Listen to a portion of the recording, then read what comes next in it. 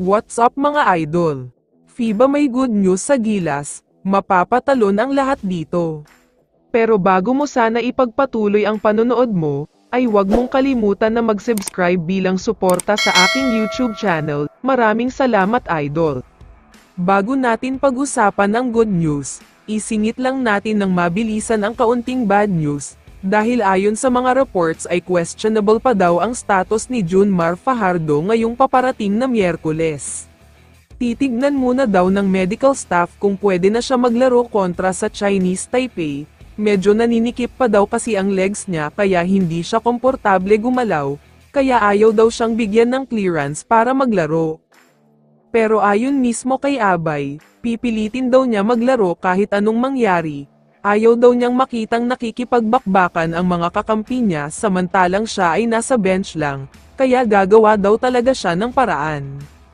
Samantala, lumipat na tayo sa kabilang balita. Medyo nakakaalarma ang ginagawa ng FIBA, dahil sobrang strict nila pagdating sa classification ng naturalized at local player.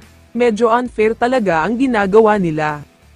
Tulad na lamang ni Brownlee na pwede na dapat maging local player, dahil nakasaad sa rules nila na ang isang naturalized player na naninirahan sa isang bansa sa loob ng mahigit 8 years, ay considered as local na. Ang mas masaklap pa dito ay maluwag sila sa ibang bansa tulad ng Qatar, China at iba pa, pero masyado silang mahigpit pagdating sa Pilipinas. Naiinis nga ang lahat sa walang kwentang hagop rules ng FIBA. Kaya naman dahil sa inis ng Samahang Basketball ng Pilipinas o SBP, talagang dumiretso sila sa opisina ng FIBA, literal na FIBA headquarter ang pinuntahan nila, nakipag-usap daw sila dahil sobrang unfair ang rules.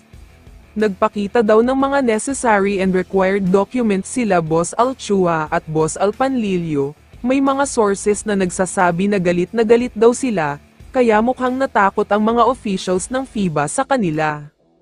Kaya naman sa hindi inaasahang pagkakataon, may isang good news na inilabas ang FIBA. Ayon sa kanila ay papayagan na daw nilang magsabay sina Jordan Clarkson at Justin Brownlee sa mga FIBA Games.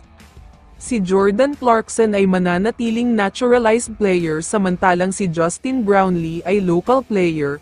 Pwede na daw sila ngayong FIBA Asia Cup, kaya tignan na lang natin kung makakapag-take advantage ang Gilas dito. Kaya naman kung ikaw ang tatanungin idol, ano ang masasabi mo sa balitang ito? I-comment mo naman ang sagot mo sa tanong na ito. So dito na nagtatapos ang video na ito. Maraming salamat sa pagsuporta at panonood mga idol. Ingat at bye-bye.